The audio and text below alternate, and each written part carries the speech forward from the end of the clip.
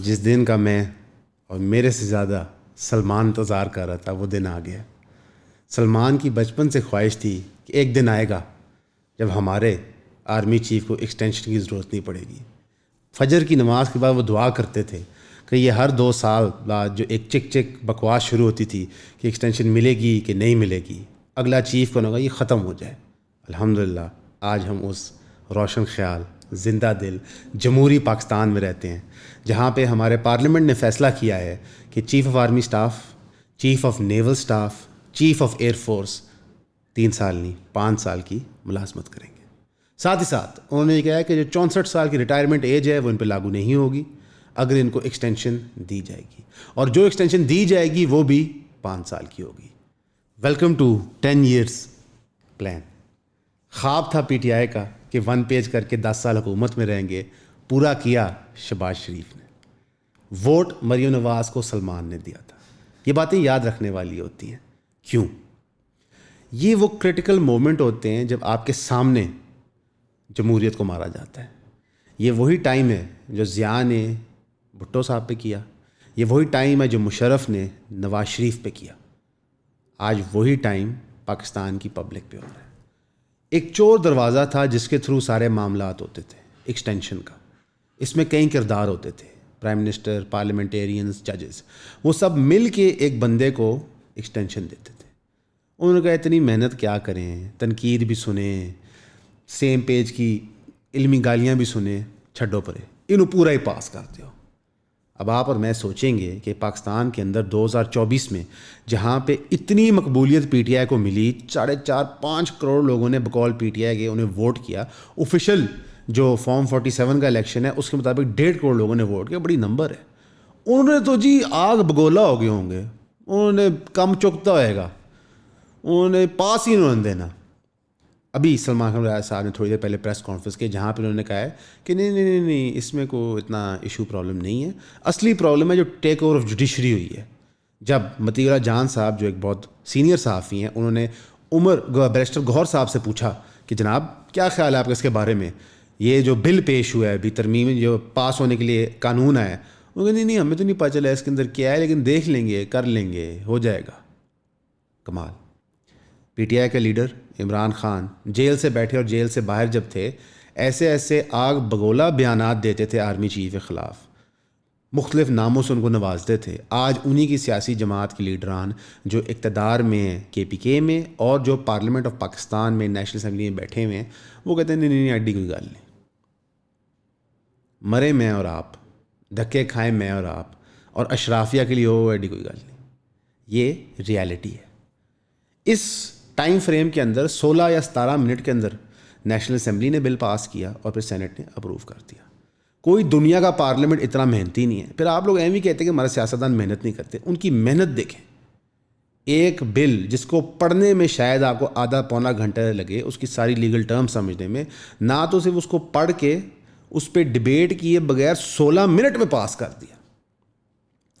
یہاں پہ انسان سوچتا ہے کہ پارلیمنٹ بالکل سپریم ہے، ایک اگر وہ جمہوری طور پہ آیا ہو، اور دوسرا کیا ہمارے ملک میں کوئی ادارہ نہیں ہے جو اس طرح کی فسطائیت کو برداشت کرے اور اس کے خلاف کچھ کرے؟ بالکل ہے جی ادارہ، اس کا نام ہے سپریم کورٹ۔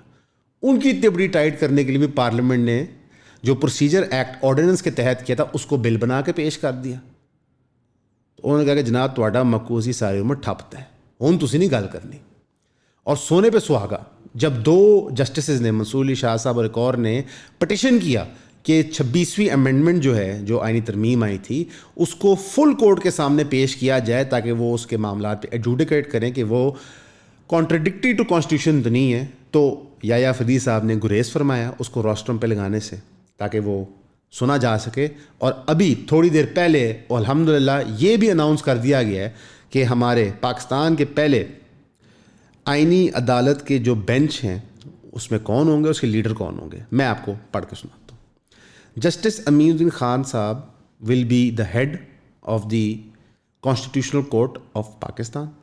اس کے اوپر ان کے ساتھ سرو کریں گی جسٹس عائشہ ملک صاحبہ، نعیم اختر افغان صاحب، مسرت ہلالی صاحب، جمال خان مندوخیل صاحب، محمد علی مظہر صاحب اور جسٹس اطہر حسن رضوی صاحب۔ اب یہ 7 لوگ 26ویں امینڈمنٹ کا کیس بھی سنیں گے اور جتنے بھی کانسٹیٹیوشنل میٹرز ہوں گے وہ سنیں گے.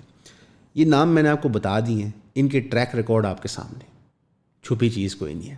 قاضی فائز صاحب نے جو کام بہت اچھا کیا تھا جب انہوں نے سپریم کورٹ کی ہیئرنگز لائیو چلائی تھیں, لوگوں نے پہلی دفعہ دیکھا عدالتیں کیسے آپریٹ کرتی ہیں, کیا ان کے مینڈیٹ ہوتے ہیں, کیا ان کی سوچیں ہوتی ہیں, ان کی آرگیومنٹس کیسے ہوتے ہیں, تو پھر آپ آبزرو کر لیجئے گا. باقی میں دعا گو ہوں کہ یہ 7 لوگ جو اپوائنٹ کیے ہیں, یہ جو انہوں نے عہد کیا تھا کانسٹیٹیوشن اور قانون کو پروٹیکٹ کرنے کا, اس کو یاد رکھیں. کیوں؟ دنیا کے لیے نہیں, اللہ کی بارگاہ کے لیے, کیونکہ یہ بہت بڑا عہدہ ہوتا ہے قاضی ہونا. تو میں دعا کروں گا کہ یہ ڈیسیجنز قانون کے مطابق لیں. لیکن جو ان کے ٹریک ریکارڈ ہیں اس سے ایک تاثر یہ جاتا ہے کہ یہ لاپ سائڈڈ بینچ بنایا گیا جہاں پہ حکومت کے فیور میں ڈیسیجنز آئیں گے. انٹرسٹنگلی انف منصور علی شاہ صاحب اس کے ہیڈ نہیں بنائے گئے, میجر سینئر ججز اس میں شامل نہیں کیے گئے. یہی وہ دقت ہے جو سارے تجزیہ نگار پوائنٹ آؤٹ کر رہے تھے کہ جناب آپ کورٹس کو مینیپولیٹ کرتے ہیں, آپ جو پینلز ہوتے ہیں ان کو مینیپولیٹ کرتے ہیں, اور یہ شاید ہماری ہسٹری کی بدترین مثال ہے. اب آپ سوچ رہے ہوں گے کہ یہ پینل ڈیسائیڈ کیسے ہوا. جناب بہت ہی اعلیٰ طریقے سے ہوا.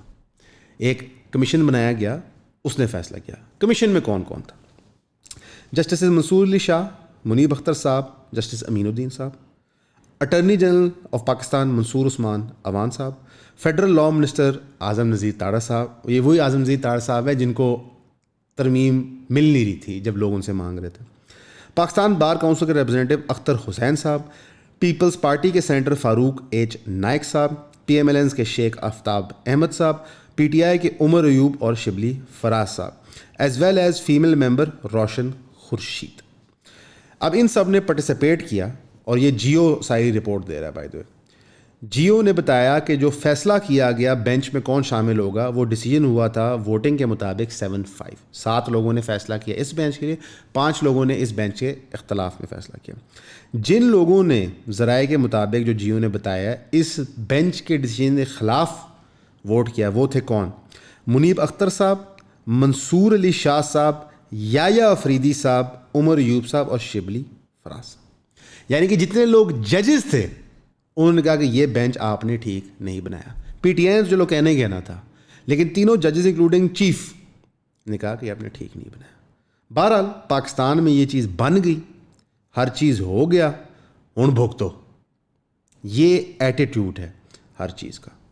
یہاں پہ نون لیگ میں ایک جشن کی لہر ہے, جہاں پہ خواجہ آصف صاحب نے بڑے بہترین انداز سے فرمایا ہے کہ پاکستان کی ہسٹری کے اندر کئی ڈکٹیٹر آ چکے ہیں, کئی ایکسٹینشنیں مل چکی ہیں, ہم نے قانون ہی چینج کر دیا تاکہ ہم انڈیویجول کو نہیں ادارے کو امپاور کریں. ادارہ کس طرح امپاور ہوگا کسی کو نہیں پتہ, لیکن خواجہ آصف صاحب ہیں, کچھ بھی کہہ سکتے ہیں. احسن اقبال صاحب نے ایک بہترین ٹویٹ کی, انفارمیشن دی انہوں نے. احسن اقبال صاحب بہت سینئر آدمی ہیں اور میں ان کو ایک منجا ہوا پولیٹیشین سمجھتا ہوں. انہوں نے کہا جی کہ یہ ضرورت تھی پاک افواج کی تاکہ جو دشمن عناصر ہیں وہ 3 سال کے ٹینیور کو ایزی نہ لے, 5 سال میں سارے دشمن عناصر ختم ہو جائیں گے. 10 سال ڈکٹیٹر رہے ہیں ملک میں, 10 سال ان لمیٹڈ پاورز کے ساتھ, ٹیررسٹ کا وہ کر کچھ نہیں سکے, تو پتہ نہیں 5 سال میں آپ کیا اکھاڑ لیں گے. بہرحال اچھی بات ہے, گمان اچھا کرنا چاہیے. ظاہر ہے پی ٹی آئی کو تو بہت تکلیف ہوئی اس ڈیسیجن سے, کیونکہ خواب تھا پی ٹی آئی کا, جی کوئی اور رہے. تو وہاں پہ شہباز گل صاحب دے پہ دے ٹویٹ کر رہے ہیں. کبھی وہ آپ کے سلمان خان صاحب کی تنقید میں کرتے ہیں, کبھی وہ کہتے ہیں کہ اس سے بری چیز ہو نہیں سکتی تھی, عمران خان بالکل اکیلا تنے تڑاس سسٹم کے خلاف لڑ رہا ہے. لیکن شہباز گل صاحب اور پی ٹی آئی کے ساتھی بھول گئے ایک بات, کہ جب جنرل باجوہ صاحب کو ایکسٹینشن دینی تھی تو انہوں نے تب بھی کہا تھا کہ ٹیررزم رائز پہ ہے, ملک کی ضرورت ہے کہ وہاں پہ استحکام بنے, ادارے کی ضرورت ہے استحکام ہو, اس لیے باجوہ صاحب کو ایکسٹینشن دیں گے. ہمام چ سارے ننگے نے, ہر کسی دی ایک ہی کوشش سی کہ کسی طرح ساڑی واری 10 کو سال لگ جائے. اور اب جب پی ٹی آئی کو رائٹنگ آن دی وال نظر آ رہی ہے کہ عاصم منیر صاحب از ہیئر ٹو اسٹے اور شاید Noon league government is here to stay, اب پوری تصویر کھل کے سامنے آ گئی. اب کسی کو دو رائے یا شک نہیں رہنا چاہیے کہ الیکشن بھی مینیج تھا, کس وجہ سے مینیج تھا, قاضی فائز صاحب جو ڈیسیجن دے رہے تھے وہ کیوں دے رہے تھے, جو جوڈیشری کا ٹیک اوور ہوا ہے وہ کیسے ہوا ہے. Interestingly enough P T I کے جتنے لیڈران ہیں وہ کافی کمپلیسنٹ رہے ہیں, سوائے عمر ایوب صاحب, انہوں نے کافی دھواں تقریر کی تھی پارلیمنٹ میں, میرے خیال سے مینشن کرنا چاہیے. لیکن اوور آل ایک خاموشی ہے, it's sort of like fate accept کر لیا گیا. اور میں اس کے پیچھے فینومینن بتاتا ہوں آپ کو. پاور پالیٹکس پاکستان میں مشرف صاحب کے جانے کے بعد ان پلے ہے کہ آپ کلوڈ کرتے ہیں اسٹیبلشمنٹ کے ساتھ، اقتدار میں آتے ہیں. پی پی پی آئی، نون آئی. پی پی پی کو اسٹیبلشمنٹ نے نکالا، نون کو انسٹال کیا. نواز شریف صاحب خود کیسوں کی پیروی دیتے تھے یوسف رضا گیلانی کے خلاف. پی ایم ایل این کو نکالنے کے لیے پی ٹی آئی کو یوز کیا گیا، پی ٹی آئی کو نکالنے کے لیے پی ڈی ایم بنائی گئی. اب یہ سارے کھلاڑی کس چیز کے عادی ہیں، یاد رکھیے گا اس بات کو. یہ اس چیز کے عادی ہیں کہ بند کمروں میں ڈیسیجنز لیے جائیں. 2022 میں جب پی ڈی ایم نے نکالا عمران خان صاحب کو، تو عمران خان صاحب نے لوگوں کی طرف ٹرن کیا. جماعت نے کیا کیا، علی امین نے کیا کیا، فواد چودھری نے کیا کیا، جو ان کے اسٹیبلشمنٹ کے فرنٹ پیس تھے ان کی پارٹی میں، انہوں نے کیا ان کو چھوڑ دیں. لیڈر نے عوام کی طرف ٹرن کیا، عوام نے رسپانس دیا. اسلام آباد بھی گئے دھرنے پہ. پھر جب لیڈر اریسٹ ہو گیا، ملک بھر میں 9 مئی کے احتجاج ہوئے اور گورنمنٹ اور اسٹیبلشمنٹ کوشش کرے گی آپ کو بتایا کہ اس سے برا ثانیہ پاکستان میں نہیں ہوا. اس کا یہی مطلب ہے نا کہ لوگ عمران خان کے میسج کے ساتھ ریلیٹ کرتے ہیں، اسے محبت کرتے ہیں. چلیں آپ کی بات کو ہم پازیٹیو اسپن دے دیتے ہیں، حالانکہ میرے خیال سے اتنا کوئی بڑی کارروائی ہوئی نہیں تھی، لیکن چلیں. پھر جب الیکشن ہوا تو لوگوں نے اوور ویلمنگ رسپانس دیا. جب عوام کا رستہ استعمال کیا گیا تو پی ٹی آئی جیت گئی. جب پی ٹی آئی اقتدار میں آئی تو شروع میں کے پی کے میں اور اپوزیشن میں آئی گورنمنٹ کے اندر فارم 47 کے تحت، تو شروع میں انہوں نے شور مچایا گورنمنٹ ہم ٹاپل کر دیں گے، ہم سڑکوں پہ آ جائیں گے. انہوں نے اٹیمپٹس بھی کیں، لیکن یہاں پہ میرا خیال ہے کہ اسٹیبلشمنٹ اور نون لیگ نے بڑا اچھا کھیل کھیلا. انہوں نے عمران خان صاحب کو آئسولیٹ کیا جیل کے اندر، کیس پہ کیس بنا کے غلط ان کو اندر رکھا ہوا ہے، اس میں کوئی شک دو رائے نہیں. اور آہستہ آہستہ پارٹی کے ٹوٹے کیے، کسی کو اقتدار کی لالچ دی، کسی کو اندر کر کے اس پہ فسطائیت نازل کی، زندگیاں تباہ کی، میس ڈسپیرنس کر دی، اور آہستہ آہستہ جو لیڈرشپ ہے اس کا ول توڑا. یہ جو اظہار پنجوتا صاحب غائب ہوئے تھے نا، وہ عمران خان کے ان ساتھیوں میں سے تھے جو عمران خان کی بات منون سچ باہر بتاتے تھے، اس لیے ان کو کڈنیپ کر لیا گیا تھا، پھر توان مانگا گیا تھا. تو اس سارے سے آپ نے کنکلوڈ کیا کیا؟ ہم نے یہ کنکلوڈ کیا کہ جناب کوئی بھی بندہ ہو، وہ کوئی بھی بات کرے، آپ صرف اس بندے کا فائدہ دیکھیں اور آپ کو اصلیت پتہ چلے گی. ابھی تک عمران خان نے ڈیل نہیں بنائی. میری اپنی ذاتی اسیسمنٹ ہے کہ ایٹ سم پوائنٹ وہ ڈیل بنائیں گے، میری اسیسمنٹ ہے. میں اس کو انہیں نیگیٹو پازیٹیو سینس نہیں کر رہا، میں حالات اور واقعات کو دیکھ کے بات کر رہا ہوں. کیونکہ کرنٹلی جو راستہ اسٹیبلشمنٹ نے سیدھا کر لیا ہے، اب ان کو آپ روک نہیں سکتے. They have taken over in a legal manner, اور جس کورٹ نے ان کو چیک کرنا ہے وہ بھی انہوں نے مینیج کر لیا. یہاں پہ بہت سارے لوگ کہہ رہے ہیں کہ جی منصور علی شاہ صاحب آتے تو بڑا کچھ ڈفرینٹ ہوتا. میں یہ بتا دوں کہ آج جو منصور علی شاہ صاحب چیمپئن آف سویلین سپریمیسی بنے ہوئے ہیں، یہ وہی منصور علی شاہ صاحب ہیں جنہیں 2019 میں ڈیسیجن لکھ کے دیا تھا، جس کے تحت جنرل باجوہ صاحب کو 6 مہینے کی ایکسٹینشن دی گئی تھی تاکہ پارلیمنٹ جو ہے وہ قانون پاس کر سکے. کیا تب سویلین سپریمیسی نہیں تھی؟ کیا تب مارشل لاء کا ڈر نہیں تھا؟ 1 پیج کا ڈر نہیں تھا؟ تو یہ جو آج بڑے ہیرو بن کے پھرتے ہیں، جو ہمیں بتاتے ہیں کہ جناب ہمیں ملک کی جمہوریت کو بچانا ہے، ہمیں یہ کرنا ہے، ہمیں وہ کرنا ہے، وہ یہ بھول جاتے ہیں کہ آپ سب صرف اقتدار کے لیے کر رہے ہیں. یہ باتیں ہماری کڑوی ہیں، تکلیف ہوگی لوگوں کو، دوستوں کو. میں سمپتھائز کرتا ہوں پولیٹیکل پارٹیز کے ووٹرز کے ساتھ. جس بندے نے نواز شریف کا بیانیہ سنا، جس طرح میں نے سنا ووٹ کو عزت دو، اور میرا سینہ چوڑا ہو گیا. میں زندگی کا پہلا ووٹ سعد رفیق کو دیا تھا. لوگ تو چھپاتے نا کس کو ووٹ دیا، مجھے چھپانے کی ضرورت نہیں ہے، میں بول دیتا ہوں بھائی میں نے دیا ہے. اور مجھے فخر تھا کہ نواز شریف نے اسٹیبلشمنٹ کو آنکھوں میں آنکھیں ڈال کے کہا کہ جناب مجھے کیوں نکالا، ووٹ کو عزت دیں. اور پھر میرا دل ٹوٹا تھا جب انہوں نے بوٹ کو عزت دی. اسی طرح جب عمران خان نے نعرہ دیا کہ جناب اسٹیبلشمنٹ یہ کر رہی ہے اور وہ کر رہی ہے، تو مجھے دکھ ہوتا ہے کہ مجھے اس فیلنگ کا پتہ ہے جو ان کے ووٹر پہ گزرتی ہے. السلام علیکم. ایون کلپس کا چینل جو ہے وہ ڈیمونیٹائز ہو چکا ہے، اور یہ کافی بڑا دھچکا تھا ہمارے لیے، بیکاز یہ پلیٹ فارم ہم نے بہت کم ٹائم میں بہت بڑا بنا لیا تھا اللہ کے فضل سے. پہلے چینل کی طرح یہ بھی اب ڈیمونیٹائز ہو گیا بیکاز یوٹیوب کو ہماری پیلسٹائن کی کوریج نہیں پسند. اب ہمیں پھر دوبارہ آپ کی مدد درکار ہے. آپ یہ 4 سٹیپس میں ہماری مدد کر سکتے ہیں. نمبر 1، جو آپ ویڈیو دیکھ رہے ہیں اس کو آپ اپنی سٹوری میں ایڈ کر لیں، جس بھی پلیٹ فارم کو آپ استعمال کریں، انسٹاگرام، ٹک ٹاک وغیرہ. نمبر 2، ٹویٹر کے اوپر جا کے آپ ہمارے ٹویٹ کو کوٹ ٹویٹ کریں، اور اس کے اندر آپ مختلف اداروں، افراد جن کو آپ کو لگتا ہے انفلوئنسر جو اہم ہیں ان کو ٹیگ کریں. نمبر 3، ہمارے نئے یوٹیوب چینل جو ایون کلپس کے متبادل چینل آئے گا، ایون اپڈیٹس، اس کو سبسکرائب کر لیں، اس کی بھی آپ کو ڈیٹیل یہاں دے دیتے ہیں ہم. اور نمبر 4، جو سب سے امپورٹنٹ ہے، کہ آپ ہمیں فائنینشلی سپورٹ سپورٹ کریں. اور ہم آپ سے کوئی چندہ نہیں مانگ رہے, ہم کہہ رہے ہیں کہ آپ جو ہمارے پروڈکٹس ہیں, جو ہم سروسز دے رہے ہیں آن لائن, وہ آپ لیں سبسکرپشن ماڈل کے تحت. اس کے اندر ہم نے ایک نیا پیکیج بھی انٹروڈیوس کیا کہ آپ 1 سال کی سبسکرپشن اکٹھے لے لیں گے تو ہمیں لم سم پیمنٹ سے فائدہ ہو جائے گا اور آپ کو ڈسکاؤنٹ مل جائے گا, کیونکہ اب ہمارا میجورٹی کنٹینٹ موسٹ لائکلی آنے والے دنوں میں پیڈ وال کے پیچھے ہی ہوگا, اور اس کے اندر اور پرکس بھی ملتے ہیں, زوم سیشنز وغیرہ. لب آپ یہ ہے کہ اگر آپ چاہتے ہیں کہ ہم یہ کام کرتے رہیں اور آپ کو پسند ہے یہ کام, تو ہمیں سپورٹ کریں فائنینشلی اینڈ ادروائز. اور یہ ہماری ویب سائٹ ہے, اس کی ڈیٹیلز ساری موجود ہیں. اگر آپ کو کوئی سوال آتا ہے تو ہمیں کامنٹس میں بتائیں, انسٹاگرام پہ ان باکس کر لیں, ہمیں ای میل کر لیں, یا ویب سائٹ پہ دیے گئے نمبر پہ رابطہ کر لیں. آپ کے تعاون کا بہت شکریہ. آہستہ آہستہ ہمارے سیاستدان اپنی ووٹر بیس کو ایلینیٹ کرتے ہیں. آج نون لیگ کا پرابلم یہ نہیں ہے کہ ان کی پالیسیاں انفیکٹو ہیں, ان کی وہی پالیسیاں جو پی ٹی آئی کی ہیں.